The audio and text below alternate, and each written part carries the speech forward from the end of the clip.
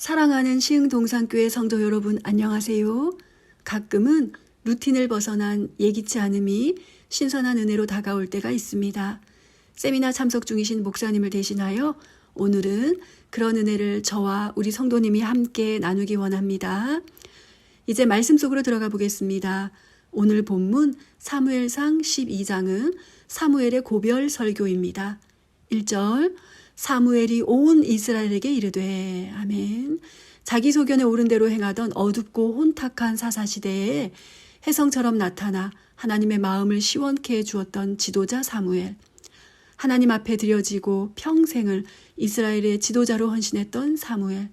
이제 그가 자신의 정한 때를 알고 모든 권한과 역할을 사울에게 이양합니다. 그리고 사사시대를 마무리하는 마지막 사사로서의 역사적 퇴장을 합니다. 그런 그가 과연 어떤 말을 남기고 있을까요?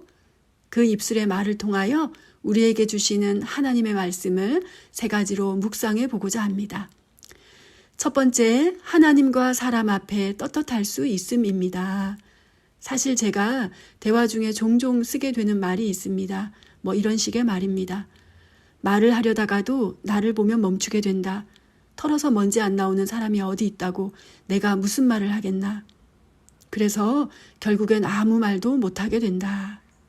말은 그 사람의 태도이고 그 사람에게 담긴 내용이지요. 그러니까 이런 말을 하는 저는 이런 사람인 것입니다.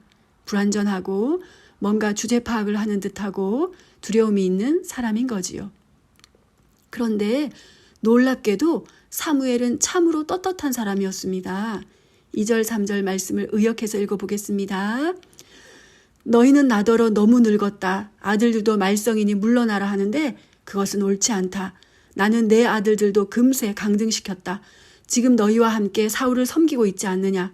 그리고 내가 누구의 소나 나귀를 빼앗은 적이 있느냐. 누구를 속였느냐. 누구를 압제했느냐. 나는 어떤 뇌물도 취한 적이 없다. 그리고 그것을 증언하라고까지 요구합니다. 그랬더니 4절, 5절 백성들도 사무엘의 말에 맞습니다 하고 하나님이 세우신 사울왕도 맞다라고 함께 증언해주고 있습니다. 저는 이 장면이 참 인상 깊었습니다. 우리는 뭔가를 삼가고 못 본 척하고 못 들은 척 그냥 넘어가야 덕을 세우는 것이라고 생각하는 경우가 많습니다. 그런데 오늘 사무엘의 리더십은 그렇지 않습니다. 그야말로 하나님 앞에 순전하게 쓰임받은 그릇으로서 자신이 얼마나 정직하고 성실하고 청렴결백했는지를 당당하게 말하고 있습니다. 사실 사무엘이 고별사에서 굳이 이런 이야기를 하는 것은 이스라엘의 그렇지 못한 모습 때문입니다. 그것을 그렇다더라, 카더라 그 누구의 말이 아닌 자신의 말로 지적하고 책망하고 있는 것입니다. 누군가를 가르치고 책망할 수 있다는 것은 그만큼 떳떳한 사람만이 할 수 있는 것이지요. 그렇다면 우리는 어떠합니까? 비록 연약하고 둔탁한 질그릇이지만 우리 안에 예수님이 보배가 되어주심을 믿으시기 바랍니다. 그래서 우리 안에 보배이신 예수님을 날마다 의지하며 정결하고 깨끗한 그릇이 되어지도록 도우심을 구합시다. 그래서 나의 자랑이 아닌 누군가의 영혼을 살리는 일을 위해서라면 떳떳하게 말할 수 있는 예수님 닮은 장성한 분량까지 나아갈 수 있도록 우리 함께 소원합시다. 제가 이전에 갈라디아서 5장 성령의 9가지 열매에 대한 설교를 할 때가 있었는데요.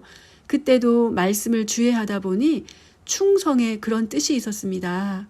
아무 말하지 않고 그냥 묵묵하게 자기 일만 열심히 하는 것이 충성이 아니라 죄에 대하여 공동체의 불의에 대하여 아닌 것은 아니라고 말하며 미움받을 수 있는 용기, 그것까지도 충성의 범주 안에 들어간다라는 대목이 그때도 제게 참 인상 깊게 묵상이 되었던 기억이 있습니다. 두 번째입니다. 받은 은혜를 기억합시다.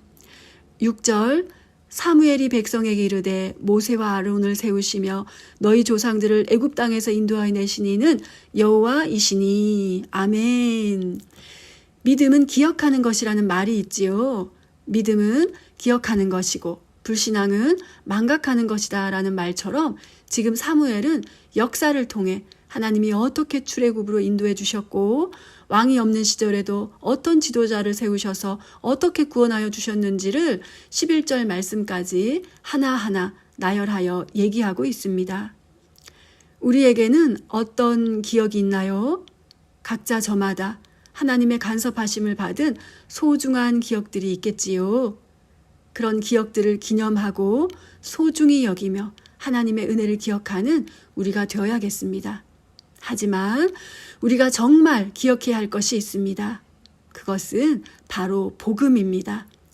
내게 어떤 드라마틱한 하나님의 간섭하심이 없다 할지라도 하나님은 이미 복음을 통해서 내 인생에 스펙터클한 은혜를 부어주셨습니다.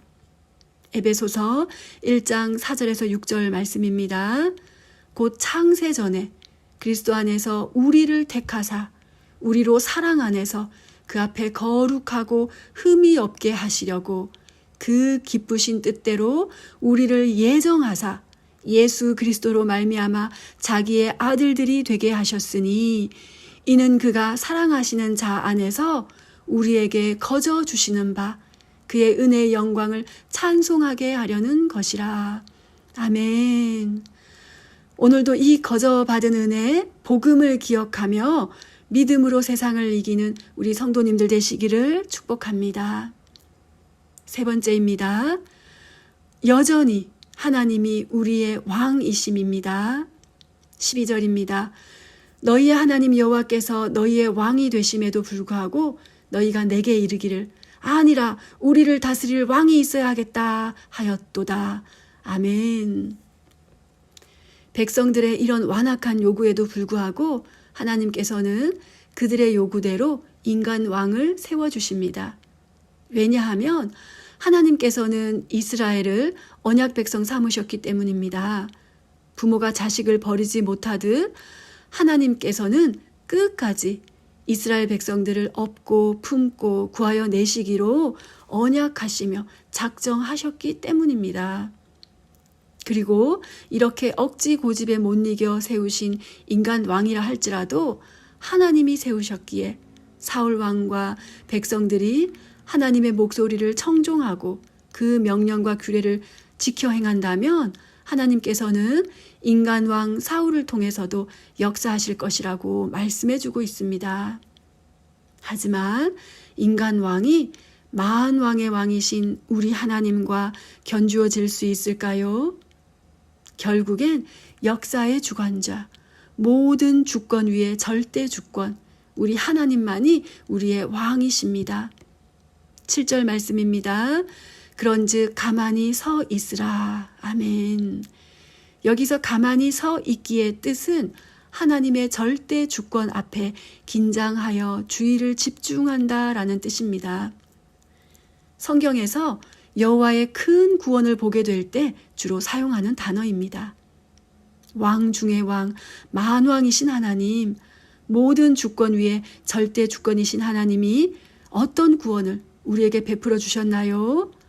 바로 우리 주 예수 그리스도를 내어주심이지요. 우리 자신으로서는 스스로를 구원할 방법이 없는 전적 무능과 전적 타락의 존재인 것을 우리 하나님이 너무나 잘 아시기에 하나님께서는 아들 예수 그리스도를 이 땅에 보내사 믿음으로 죄사함 받게 하는 선물 같은 은혜를 입게 하셨습니다.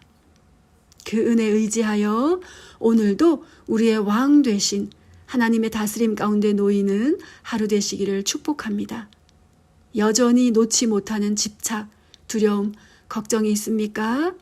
다스려지지 않는 감정의 찌꺼기, 스스로는 통제할 수 없는 어떤 환경과 여건이 있습니까?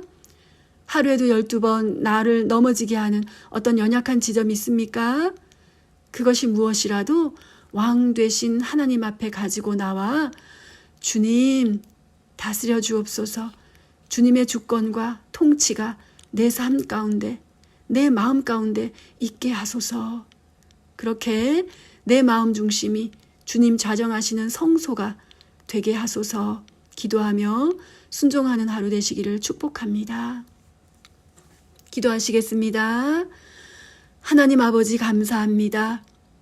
누구의 간섭도 받지 않고 내 마음대로 살고자 망나니처럼 다름질하던 우리의 인생이었는데 그 크신 사랑으로 구속하시사 주님의 통치, 주님의 다스림 안에 놓이게 하심을 참으로 감사드립니다. 오늘도 나의 주인됨을 내려놓고 주님의 주인되심을 높여드리는 하루 되도록 인도하여 주옵소서.